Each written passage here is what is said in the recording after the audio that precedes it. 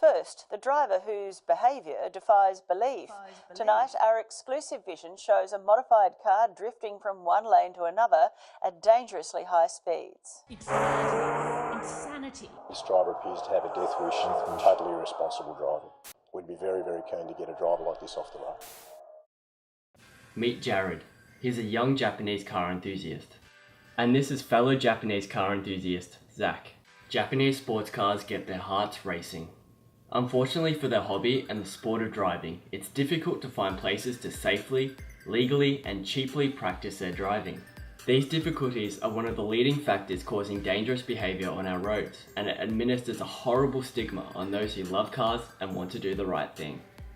I find with ACA, they seem to target the bad things to do with the sport, not the good things like the illegal side of things. Whereas there's people putting in the effort to get out on track and drive legally, but they're never highlighting that. They're only highlighting the few idiots. It's like you're going down to the pub and everyone's there having a beer, but there's that couple of idiots that decide that it's a good idea to have verbal arguments and fight people. It's the same sort of concept as that. I reckon there is always a time and a place for drifting, and just school zones and places where you're putting other people at risk is not the right situation in which to do it. In Victoria, we have Calder Park and Winton, and we have an event every couple of months. There's nothing we can go to weekly to go and drive. There definitely isn't much going on track-wise, and especially with all these safety laws these days, it's the minimum you've got to spend on a crap car's thousands just to be able to take it on track for your first time, and unfortunately that's out of most people's price range with the economy the way it is, and they've got places all over the state, I guess, that are there, but it's not being used enough. And there's a facility in Truganina that just got closed down last week. They held legal drift meets there for people who live in the western suburbs, and the council's closed that down for some unknown reason. So when they're cancelling things like that were legal and were safe, it makes you wonder what they expect people to do. And there's nowhere to do it.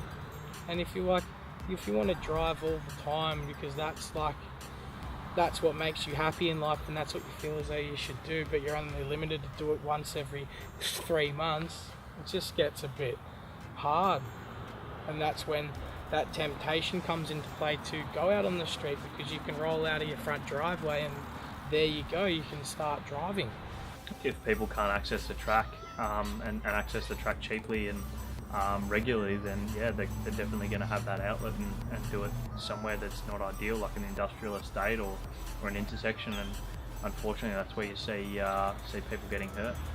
Just to have some sort of open skid pan that's open once or twice a week, for limited numbers of people, and to have some sort of basic safety requirements, the best thing, and especially if it's local and and affordable for everyone. That's really going to reduce people on the road doing silly things.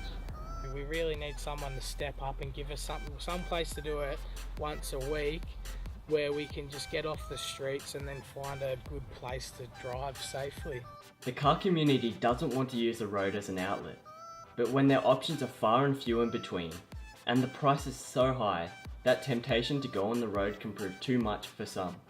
It's time we work together to open more tracks and more circuits to the public, and make the roads a lot safer for everyone in the process.